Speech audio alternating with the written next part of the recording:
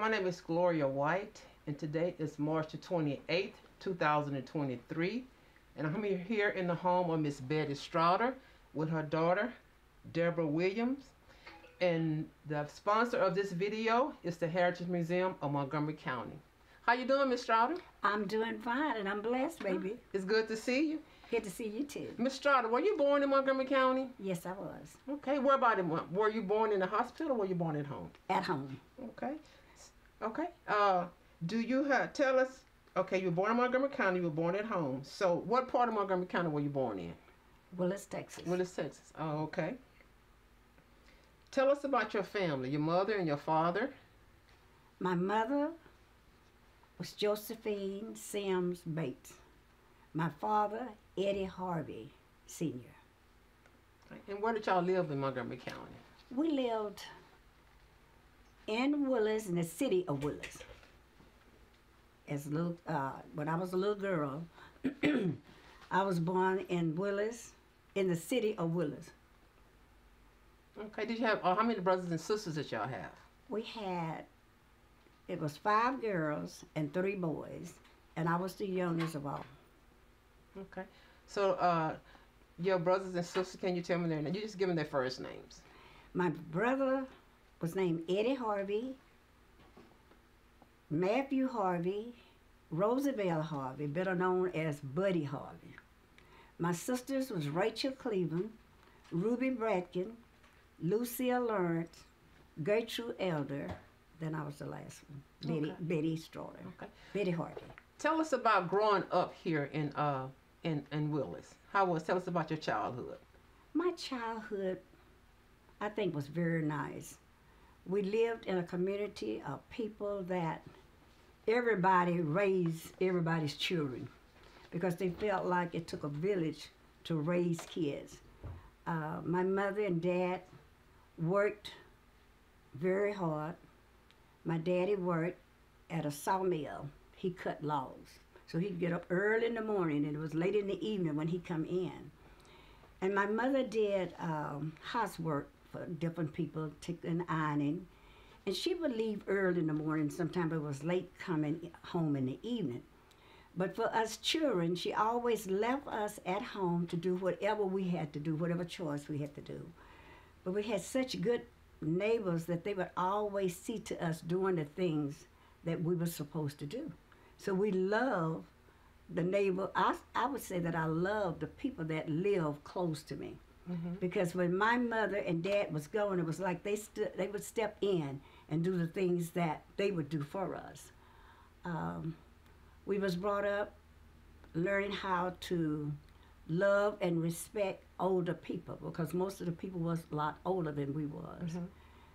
Mm-hmm. I think I really enjoyed growing up in Willis at the place where I was, where all of my sisters and brothers, they was always around, mm-hmm. close by, coming over. And being the youngest kid, I feel like I was spoiled a little. Everything that I wanted, they tried to give it to me. So it was a lot of fun growing up. Okay. With a loving mother and a loving daddy that showed so much love towards us every day.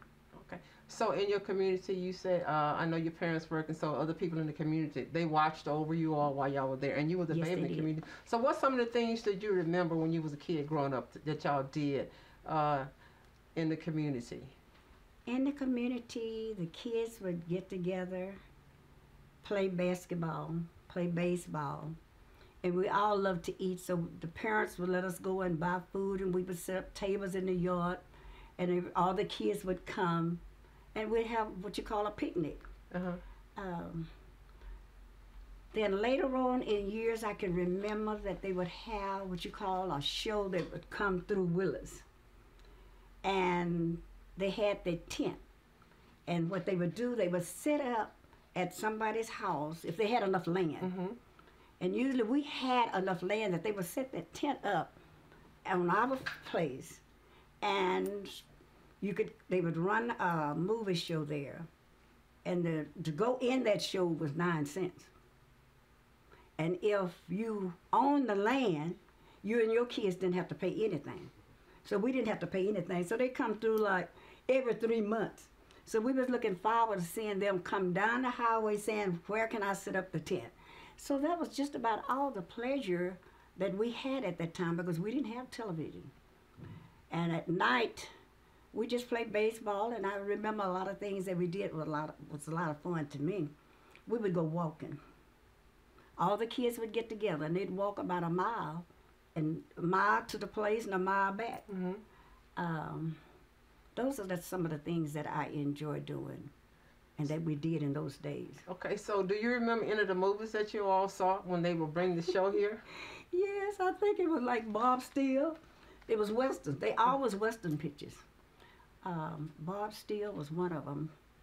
We called him the tough guy. He wore all white and his horse was white.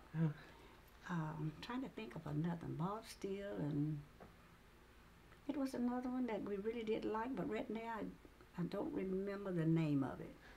So how often would they come? Would they just come like once a year, or do they come several times during the year? They would come several times during the year. Mm-hmm. Okay. And they would come and set up a tent, so people in the community would come? Yes. And the fee was like 9 cents? 9 cents. That's for the kids. For the kids. And I think the grown-ups was paying 15 cents. 15 cents. Oh, okay. That's interesting, though. So when did you start the school? You started school in Willis? I started in Willis. I started school in Willis, and at that time, if you live a mile and a half, you had to walk to school. So we had to walk to school, carry our backpack with all our books, and that wasn't easy. Rain, sleet, or snow, if you wanted to go to school, you had to walk. So we would walk from, I'm trying to think where was we living at the time. We lived by the cafe, the club, because our house was right in that area. And we'd have to walk all the way up to the school, which was right in the front of Antioch. Okay. So we would have to walk to school every day. Okay. So you morning and then afternoon you return. So what was the school? You said it was located right across from Antioch Church, one that's in Willis now. And the name of that street now is Martin Luther King. Right. Okay. So what was the name of your school you attended? Willis Colored School. Okay. Willis Colored School. They made a difference. The Willis High School would have been the whites. So since we didn't go to school together, ours was Willis Colored School. Okay. And what grades? What grade? 1st through the 12th. Okay. Do you remember any of your teachers when you was in school? Yes, I remember Miss Janie Stubblefield, Miss Pollard, Miss Bryant, Miss Emma Morton, Coach Umbrister, Miss Turner, I think I maybe named her, Mr. Hubbard. Those are some of the teachers that we had. Okay, so who was the principal? The first principal when I was 1st grade was Professor Jingles. Later on, after he left, it was Professor Thomas. That's what we call him, Professor. Professor Thomas. And then later on, they brought in A.R. Turner, and he was my last principal. Okay, A.R. Turner. Okay, so what kind of activities did you have in school? Did y'all have, like, I know you probably had a football team and band and cheerleaders and things like that. So can you talk a little bit about that? We had baseball, basketball, football. We had all of those. And I played basketball, baseball, and I was a cheerleader. And my last year in school, I was Miss Willis Color High. Oh. Yes. Okay. Yes. Willis Color High. Yes. Oh, okay. You weren't going to leave the color out. No. Well, that's really amazing. So, when you were in school at Willis Colored High School, was Edgar in school also? Did y'all go to the same school? How did you meet Edgar? Oh, okay. I met my sweetheart through the church. Edgar's mother and my mother belonged to the same church at Tyler Memorial Church of God in Christ. And Edgar would come up and bring his mother to church, then go home and come back and pick her up. But one day I happened to look out the window and see Edgar and decide that he was going to be my husband. At an early age, we laughed about that. My kids laugh about it. He and his sister and I was sitting in church, and I said, you know, I'm going to marry your brother one day. And she looked at me real funny, like she was saying, I don't know if that's going to be so or not. But it looked like God just put it in my spirit that that was going to be my husband. So as he would come up, sometime I would just see him. At the time, we wasn't really courting because Edgar was out of school at that time. So whenever he'd come up, he'd wave at me and I'd wave at him. But it was something was letting us know that we was meant for each other. And then later on, when I was in 12th grade, he decided that he was going to come over and ask for my company. At that time, most of the guys would come over and ask for the girls' company if they wanted to go. So he came over, and that's how we met each other. So can you explain to people in the future that's going to be watching this video about what company means? Because I know, but the people probably don't understand it. So Okay. Just to explain. If the parents would allow him to come and visit and take their daughter out, be the boyfriend. They wanted the parent, at the time, parents wanted to know who was carrying their daughters out. So he would come in and he told them, I would like to carry your daughter out. I would like to be her friend. Okay. That's the yeah, because a lot of people watching may not even realize that the younger generation don't even know anything about that. So that's how y'all met. So how long did y'all, I guess you say, date before you all actually got married? Probably 2 years. 2 years. Okay. So when did y'all get married? We got married. When did y'all get married? In 1954. 1954. Oh, okay. So what did y'all get married at? We got married at Tyler Memorial Church of God in Christ. Okay. In Willis. In Willis. Okay. And so after y'all was married, you all had? We had 7 kids. Okay. We had 5 boys: Edgar, Louis, Johnny, Sherman, Deborah, and Bettie. Did I name them all? Ernest. Okay. So we had 7 kids. And so did you all stay in Willis, or did y'all move somewhere else? We stayed in Willis. Okay. Where about in Willis were you all living at that time? Really, right where we are now. Okay. We spent 65 years right here. Okay. In the Ross Edition. In Ross Edition. Okay, the Ross Edition. So you 5 boys and 2 girls. Yes. Okay. And so all of them came through the Willis School. They all came and graduated through Willis School. Okay, what did Mr. Edgar do, or what was his profession? His profession was automobile mechanic. I'm trying to think. He worked also grading lumber, painting houses. He did a little of everything. Yeah, y'all had 7 kids, so he did. He did a lot of extra work. Extra work. He had his own mechanic shop because when he went to college, he took that up in college. Okay. So while he was working, you were at stay-at-home mom? I was for a while. Okay. I stayed at home with my kids because in those days they kind of taught the children, they taught their kids that when they had their kids, that they should be around the house to kind of raise them and teach them things that nobody else could teach them. So I felt like it was very important for me to be home with my little babies and loving them and caring for them and being a good housewife too, because you can't be a good housewife and work. I know a lot of people might say that's not true, but it is true. Because if you at home, you care for the kids, you keep the house clean, plus you do cooking for them. And I was the kind of mother that cooked 3 meals a day. I felt like it was very important to feed my kids, love my kids, make them happy, and I know if I cooked for them, they was going to be happy. So it did me all the good just to cook for my kids, and I love my kids so much. And I know that they were really very special to me. I didn't just have the kids, but they was my whole life. Every time I had a child, there was just so much love that was brought into my heart. And I tried my best to do the best in raising them and teaching them. letting them know how to appreciate each other and how to let them love everybody else. I felt like that was so important. If they could learn to love each other, then they could learn to love others, that even those that didn't love them.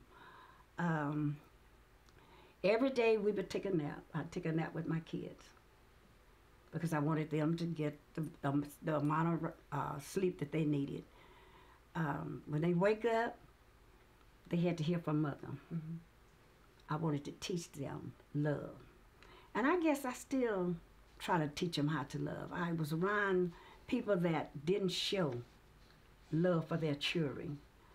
But I didn't just want to bring my children into the world and not show them the love that they needed to grow and to develop and to be some of the things that I wanted them to be in life. That was very important to Ike and I.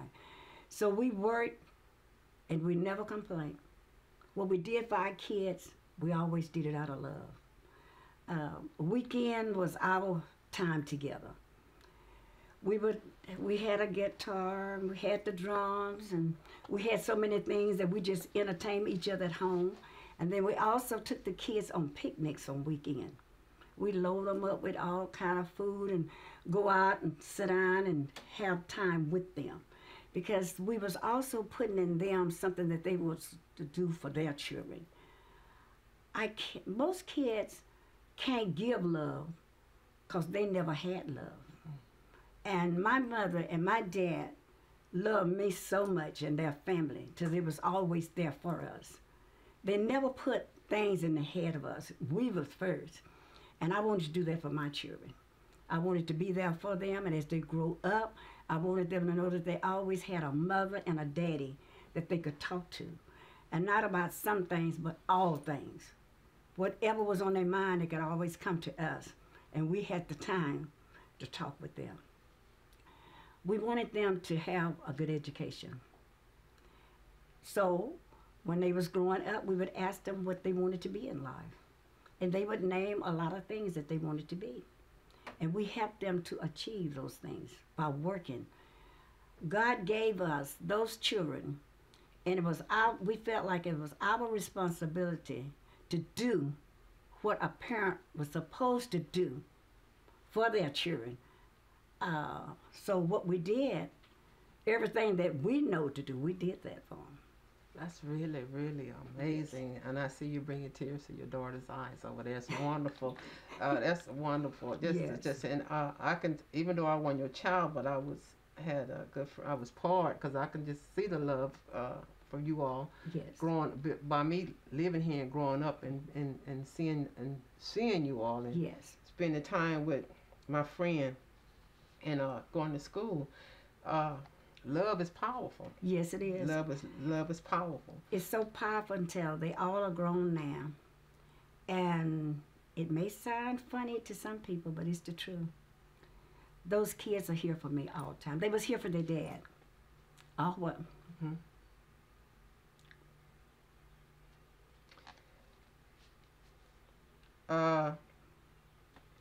So you all did a lot of picnics. You all did a lot of things together as growing up. And you mentioned about y'all had guitars and stuff. I know I think, if I remember correctly, Lewis, I know he could sing. I think he played guitar. Yes. Yeah, because Ernest, he could sing, and he was a good actor. You know, we were classmates. So I didn't know that you all, that part of your history about you all get together and y'all were playing, y'all were singing, things like that. I think that's just so amazing to raise your kids up in such an environment like that. And once your kids start growing up and getting older, did you stay at home mom, or did you go outside and work? I began to work outside. Mm-hmm. First, I started cleaning houses, mm-hmm. and I decided that it was just time for me to do something else. I remember, as a little girl, it was a round trip ticket from Willis to Conroe was 50 cents. 50 cents. And my dad would give me money to just ride the bus to Conroe, and I would go like twice a week to shop. So they had J.C. Penney's. They had another little store called Franklin. They had a 5 and 10. Mm-hmm. It was Wahlburger. Mm-hmm. But anyway, it was so many stores there. And going down, because I love clothes, I would catch the bus and go down, go to the stores. And I noticed in the store, there were no blacks working in the store. You could clean the store, but they did not hire blacks. But it was something that I wanted to do because I felt like it was so wrong because of the color of your skin. You couldn't get a job even if you wanted. So I made up in my mind one day I would like to work in retail. And the opportunity came. When the opportunity came, I was so happy. It was a prayer that had been answered by God. And my first retail job was at West Department Store, right there in Conroe. I worked there 6 years until they closed down. And when they closed down, we was offered a job either at J.C. Penney's or Pelly Royal. I decided that I wanted to go to J.C. Penney's. So I went to J.C. Penney's and I started working there. And later on, I worked there until they closed. J.C. Penney's store closed in Conroe and moved over on, I'm trying to think.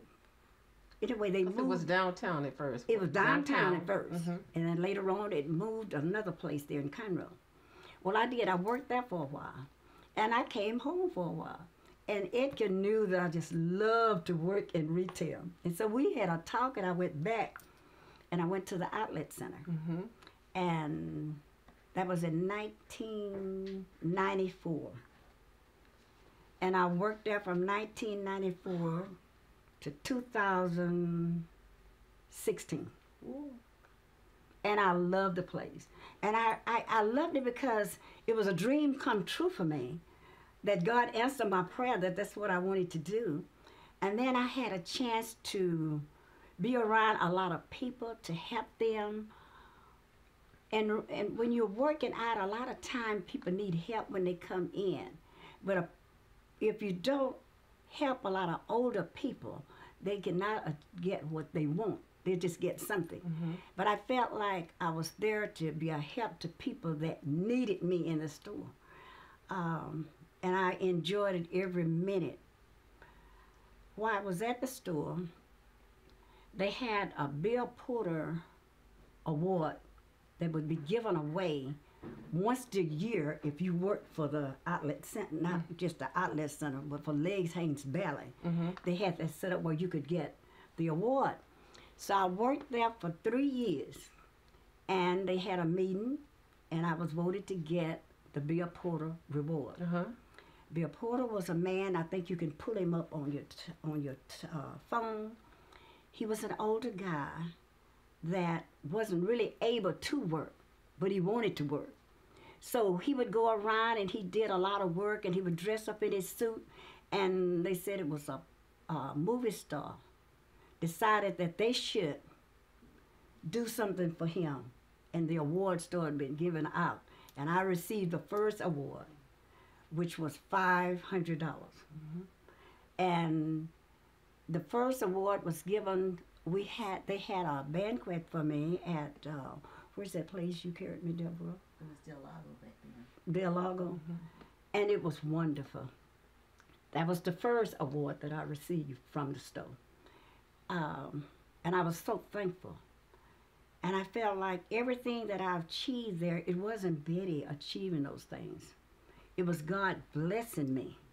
And I never wanted to forget who was blessing me with what I was achieving. It always was God, and I give him the glory. I stayed there, and for prayer, I was able to pray for people. They would come in just for me to pray for them. And the manager was so nice. She knew me. She knew what kind of person I was. She said, anytime you want to pray for anybody, Miss Betty, you can do it. We would pray for them. If they needed something like a question answered, they would come over to me, and I tried to do it God's way, not my way, because sometimes we do it our way, and it's not the right way. It's like what God said about it. So for the years that I was there, I enjoyed it. It was like church to me.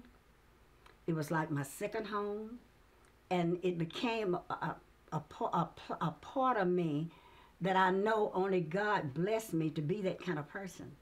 There were times I was hurt, but I wasn't hurt.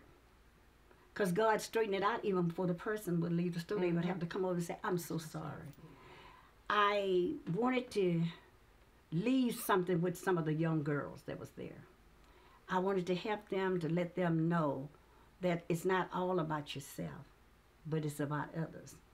And it's not how you're always treated, but it's how you treat others. Mm-hmm. And I had people like Victoria, a lot of people just come to me and they say, I am so glad that you're here because I am a changed person. You know, we can talk, but God always wants us to be an example. Mm-hmm. So I tried to be an example for the young people. And even though they were my manager, I gave them respect. They thought I would not give it because I was older than them. And I said, oh no. I said, the Bible said, give honor to who honor due. I said, you do this honor. I said, you are my manager. I said, if you want me to do something, you tell me and I'll do it. But they felt so bad telling an older person what to do. But it was just love there. And I can contest to that because you bring light into every situation. And like the stores you work in, I remember Wes. And we had recently had a story. A young girl come tell us she remember you from West, cause you was working there and she lived over there and she would put stuff in layaway, and that's how she got a chance to meet you. And so then you were out at the Haynes store. It was go out there and everybody know who you were, and so it was just a blessing because you let your light shine in the community, and that's what people need to do. And I just thank the Lord for allowing you to do that. Yes. And so your last job was at Haynes. Yes. Mm-hmm. So after that, you came home. Mm-hmm. Mm-hmm. Okay. Okay. Let's talk about Edgar. I know he was the first black elected to the Willis ISD school board. Talk about that and how did he decide to do that? And what was the experience like getting to that position? Okay. Well, they had they had integrated, Mm-hmm. and as you know, it would have been all white. Mm-hmm. So he decided that even though it's all white and we have white and black kids going to school, then we need somebody black on the school board also. And he felt like that's something that I would like to do. So he started campaigning and running, and he made it. Mm-hmm. He was there for 9 years, and I think he was a great help to all people, not just to the black people, but to the white people too. Mm-hmm. He was able to know what needs to be done, what can be done, and he was just there to try to do it. Mm-hmm. Mm-hmm. Yeah, I do remember when that happened. I was just really happy about that.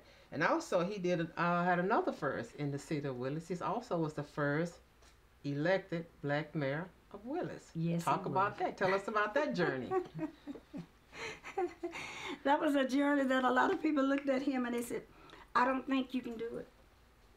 But he was a person that had his mind made up that if you want to do something, you have to first believe that you can do it. Mm-hmm. So he just started campaigning, telling everybody that he was going to run for mayor. A lot of people laughed at him, like, this is not going to happen. But in campaigning for the people, to the people, letting them know that if the Lord blessed him to get into office, he wouldn't be just the mayor, but he would be the mayor for all people. Because that's one thing that we talked about all the time in our life. Whenever you come to be a leader, you're not just a leader for some people, but you're a leader for all people. And everything that you know is right to do, that's what you're going to do. So we was blessed for him. He run that year, and he made it. And we give God the glory. And we were just so thankful that God blessed him to be the first black mayor, Willis. Did y'all get any pushback from any people outside once he got elected during his campaign? Yes, you're always going to get that. Okay. But one thing about him, you have to have a strong heart and a strong mind to know whatever you're going through with, it's okay. Because to achieve anything, you're going to have to go through with something. Okay. So also, did you have? So I understand you had someone in your one of your sons ran for a position in Willis too. Louis Straughter, he ran for city councilman, and he made it. Okay. And he was the first black on the city council here in Willis. And one of the youngest, because I think he might have been about 23 years old at that time.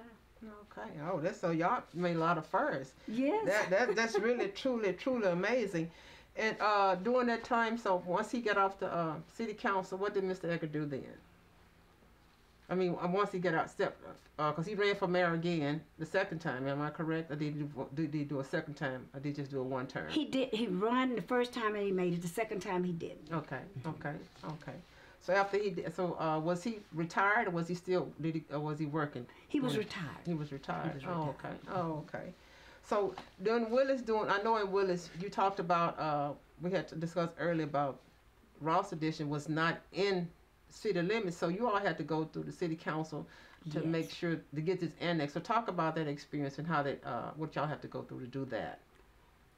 Well, first, my husband went to the city hall, and he had to. When he first went there, he told them about the condition of our water, and that wasn't safe at all. Drinking water off of those little bugs that we was drinking of, because you had to strain that water, and then a lot of people in the Ross Edition wells didn't supply enough water for them. So he got a petition, he signed it, went all around and got everybody's name. And he carried it up to the city hall to see if they would do it. It took a little while, I think maybe 3 or 4 years before we received water in the city. It was like we were just talking up against a wall. Remember one of the people that was there asked a question: did we people think that just because we asked for something that we was going to receive it? I told them that it wasn't them just giving us anything. We was going to pay for our water like everybody else, but it was very important that we get this water, because our wells wasn't right for us to have to drink water from bugs and things and strain the water when the city could afford to let us have water. But finally, we did get the water, and we was very thankful. But there was times that we go through a lot, and you wonder why. And you wonder why, even today, that the color of your skin makes a difference. A lot of people are still saying today it doesn't, but it does. It still make a difference. You ever tried to get a job? You worked there 20 years. They'll bring somebody in that only worked 2 years and put them over you, and you've been there 20 years with the experience. But sometimes it's the color of the skin. But today, the way I see it, that God is always there for us.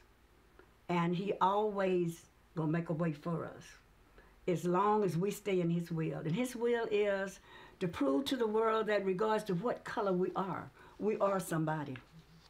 And if we hold our head up and do the things that we're supposed to do, God will help us to achieve anything that we desire to achieve. That's true, and that's really truly amazing.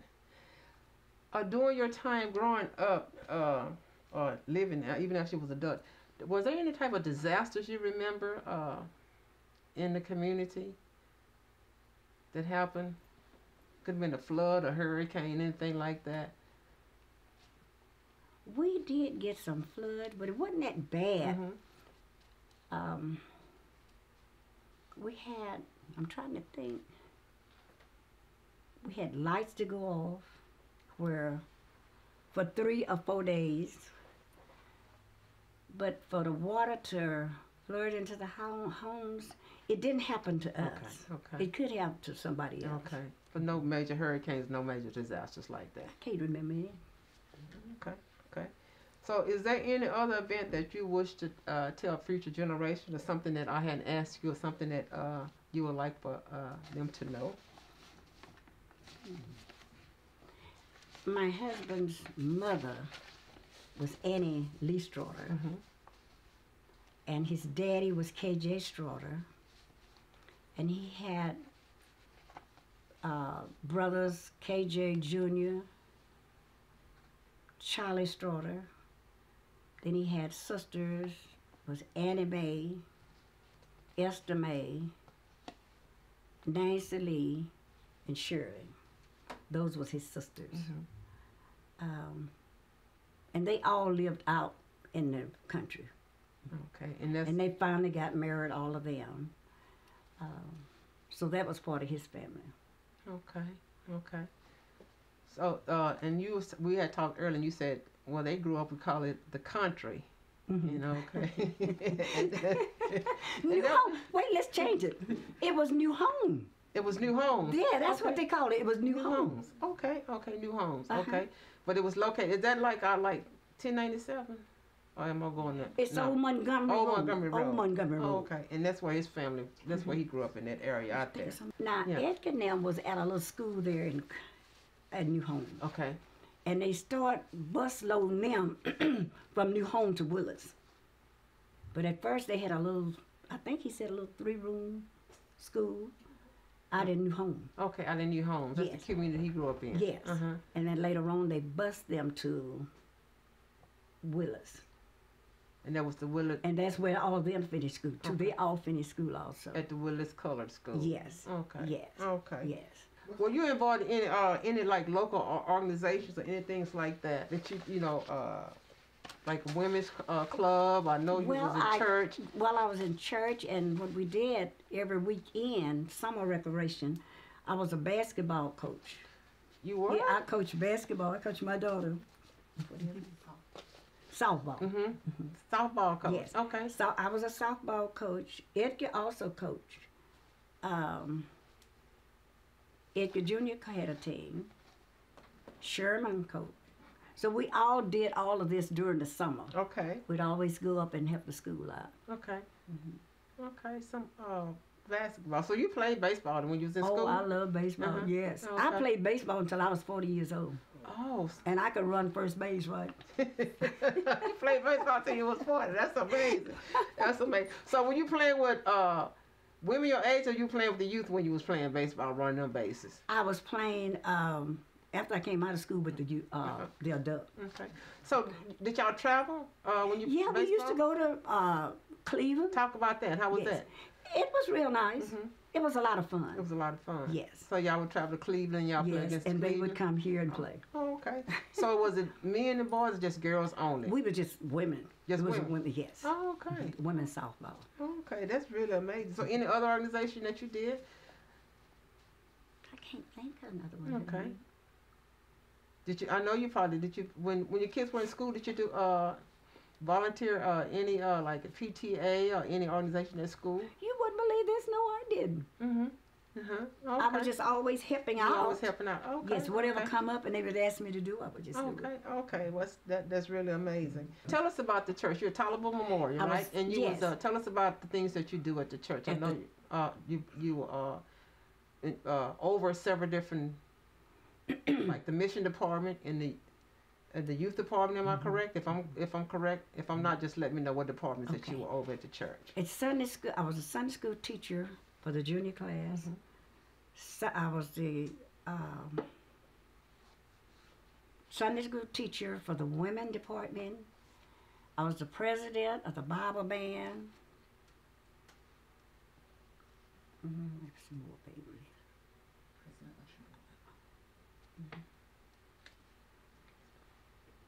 I know it's more right now. Okay. Just Usher board.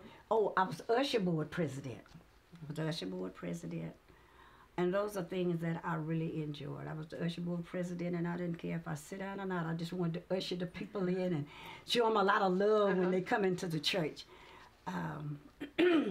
So that was some of the things that I did in church. Did you have any of your sons going to ministry, preaching? Sure, Johnny. Okay. Johnny. Okay. Oh. He made elder. Oh, that's So he's really Elder Johnny Straughter. okay. Elder John Straughter. What happened, all the kids wanted to go to college, except Johnny. They all went. And later on, at the age of 25, Johnny got into the church and God called him to preach. And he's been preaching ever since, doing everything he can for his people, and I think we left out something that was very important too. Johnny also came home in the year of 2000 to take care of my husband. And he stayed from 2000 up until 2019, taking care of him. Faithful. If he got tired, he didn't show it. And there was times that he had to handle him like he was a baby, but that's what he did. And it's not strange, but he was working in Dallas, making good money. And he was very devoted to God. He listened to God. And you know, a lot of times people say God don't talk to you. But if you read the Bible, you know, God talked to Adam in the cool of the day. They had conversations with each other. So Johnny heard God. He said, I want you to go home and I want you to take care of your mother and your father. He repeated again. So he did just what God told him. He come on down from Dallas, sitting in the living room talking to Edgar and I. Edgar wasn't sick at the time. Johnny said, Daddy, say I came home to take care of you and my dear. Said, God told me to do that. And he said, Johnny, you leaving your good job? I said, we're okay. He said, well, I do what God tell me to do. That next Sunday, we was at church, and my husband had a stroke at the church. When he got up to speak, because he was a Sunday school teacher, I didn't tell all that either. He was a Sunday school teacher, and as he began to teach, you could tell the way he taught that something was going on. When we carried him to the doctor, he had what you call 3 mini strokes. From that day on, he made a believer out of all of us. He stayed. He said, I'm going to take care of you and your family. He did that. We didn't have to do it. Johnny took care of himself. You getting the picture? This is the kind of God that we serve, whether people know it or not. God is still living in our lives if we let him. God is still working miracles, but so many times we close our eyes to what we really see. So Johnny stayed here and took care of his dad till he died. And I'm the mother, so he's still here. He's still here. And the family appreciate him so much. Like I said, my family is some kind of family. These girls and boys of mine, they are so loving and kind to each other. I never hear them holler at each other, or if they ask each other for something, it's there with a smile. That was something else I forgot to say when I was bringing them up. I taught them, I said, I have 7 of you all. I said, I don't know if all of you want to go to school or not. We may not want to go to college or not. I said, but one thing I want you to always remember. The one that went to school never had a big head and try to look down on the one that didn't go to school, because he's still as much as you are. If you have anything that the other need, don't never use the word you could have had it. I said, you give it to them. They do that. I wouldn't lie to you if it could be $200, $300 or $1,000. If one of the sisters and brothers asked for it, they receive it.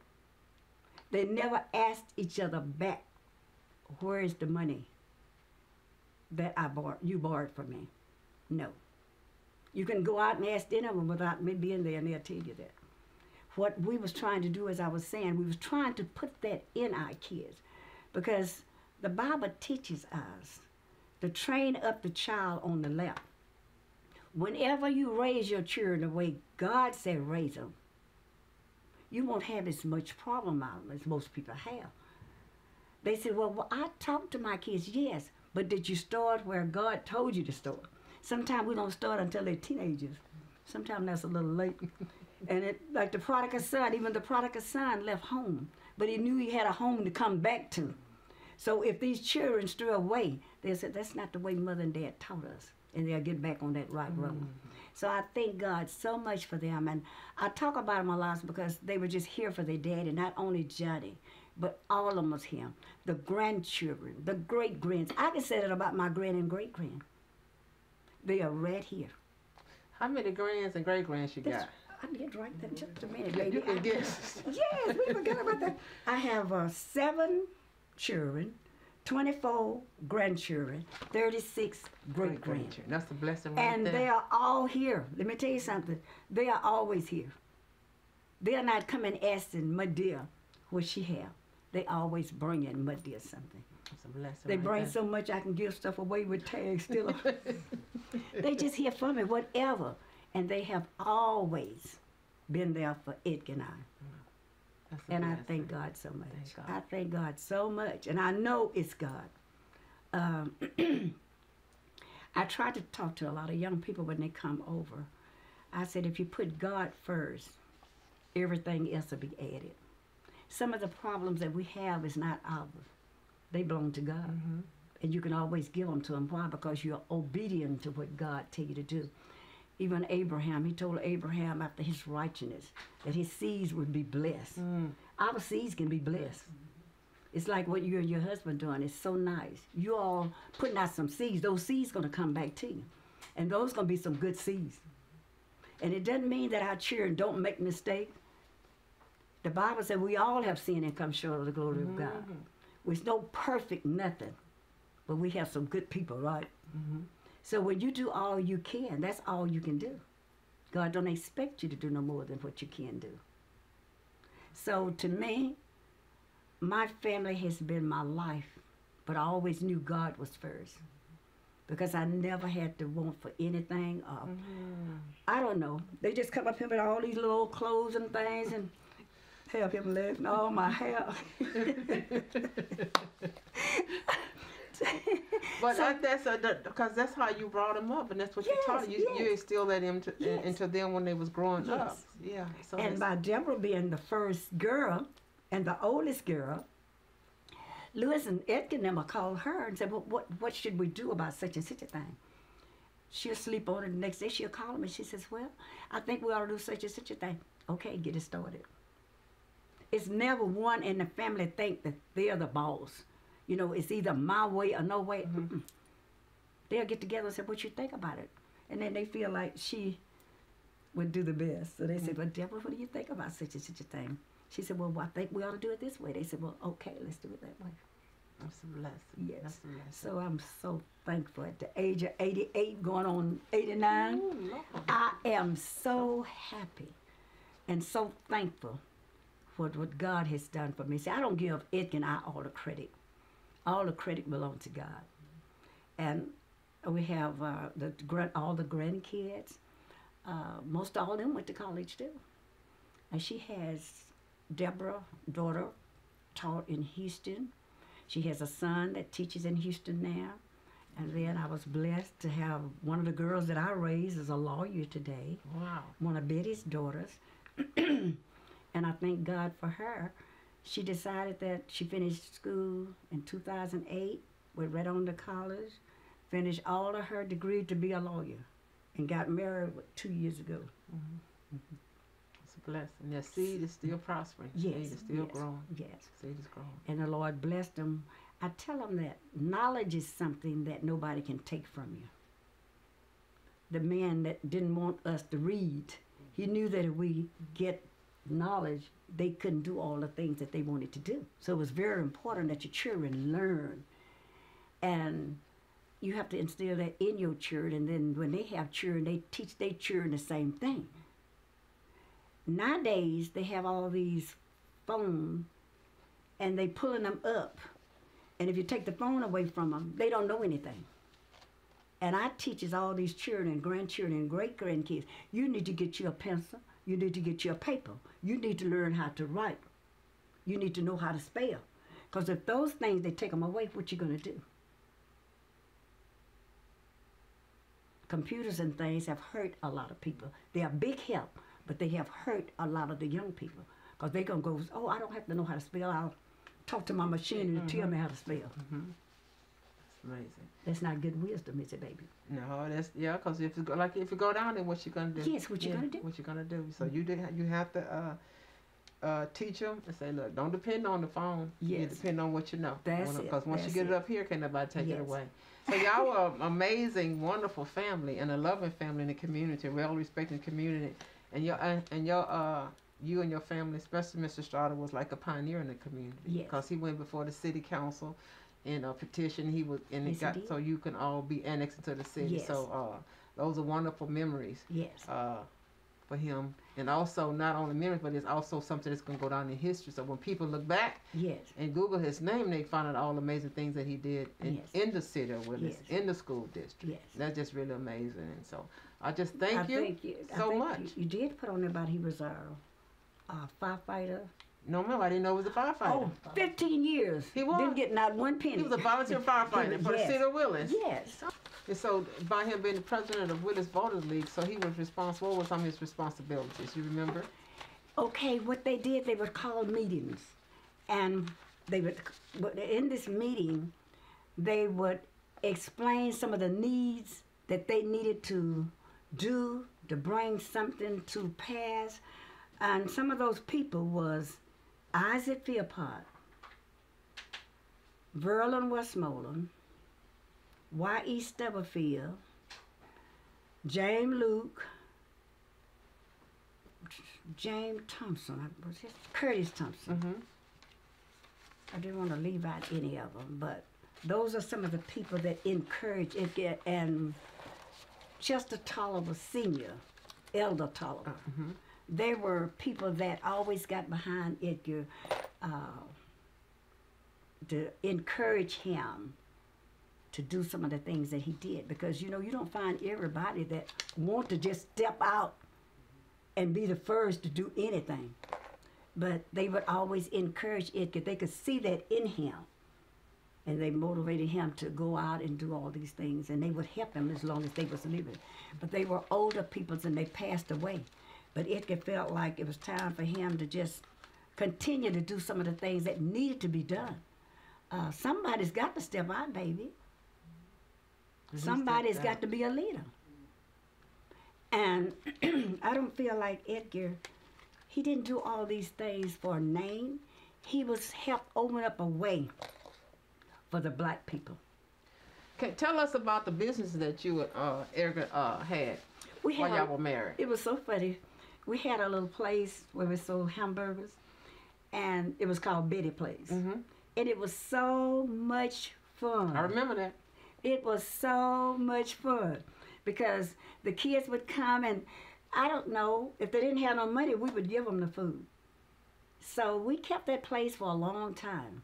And then Edgar had someone else to run it for just a little while. Mm-hmm. And then I guess we just got tired because we was running it ourselves, and cooking ain't easy. Especially when people is coming in asking you for hamburgers, and it was this little small business. Mm-hmm. And so I decided that I was going to go back to retail. That's when I went back to the leg store. Mm-hmm. And then Edgar, he worked there a while, and then he let someone else work there for a while, and then he just come home and relax. Mm-hmm. But we enjoyed it. Did y'all have a laundromat also?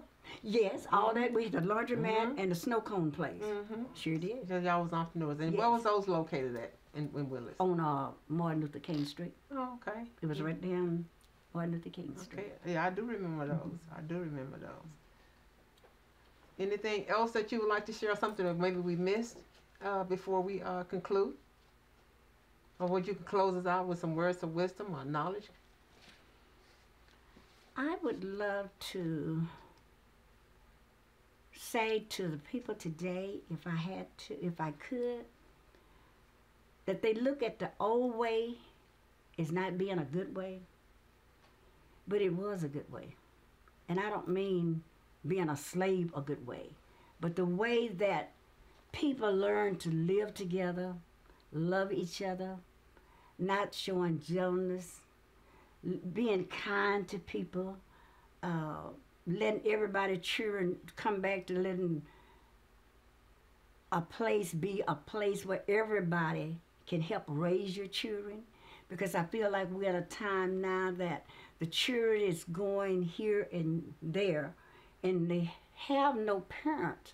When I say have no parents, one is they either raised by the mama are raised by the daddy, and the mother have to work. So therefore, she can't be there to teach them like they should. But if they would open up their heart and mind and let other people in the community to know that they need help with their children, they could have better kids. When we moved over here, the Stubblefields had a store there. Miss Turner and them always around. We had teachers over here. And I would let them know, Ed and I, that we needed help with our children because they could see our kids do things that we probably couldn't see ourselves. So we let them know that we would like for them to help us. If they see our child doing something, chastise them. If you want to whoop them, it was all right. But nowadays, the parents ask the kids after a grown up has told them what the child have done. They said, did you do it? And if the child said no, they take the child word over the grown-ups. Not saying that we don't have grown-ups that might say something that's not right. But you should let your child know that they should respect the older person and not talk back to them and not let the child know that you did believe the child instead of the parents. I think that's what I would like to say, that you need to go back to being a mother. Mothers should go back to being mothers to their children and not just a friend and run with the kids. You can't hardly teach your child anything if you're out there doing what they're doing. Daddies, when you have children, you need to help raise your children. Maybe you can't stay with the woman you're with, but they need a daddy. And I think a lot of things are happening today is because children didn't have a mother and a daddy to teach them the right way in life. And I wish we would come back to that, where the kids, where daddies and mother love their children with all their heart and soul and instilled in them the things that God would want them to do. All right. And I thank God today for you all coming over. I think you all are beautiful people. I know your family. And what you're doing, keep doing it. And never let anybody else disencourage you to do what is right. If you have your mind set to do something, do it. Don't give up. If you give up the 5th time, if you want to try the 6th time, just keep on trying. Because I think if you keep trying, after a while, you're going to win. So and if I was going to leave anything with anybody is, life today, a good life, is treating people like you want to be treated. Love people when they don't love you. And just be kind one to another. And I think that would make this world a better place for us to live in. Oh, thank you so much, Ms. Straughter, for allowing us to share, thank you so much, Ms. Straughter, for sharing with us the history of your family. And we appreciate you so much and we love you. God bless you. God bless you all too.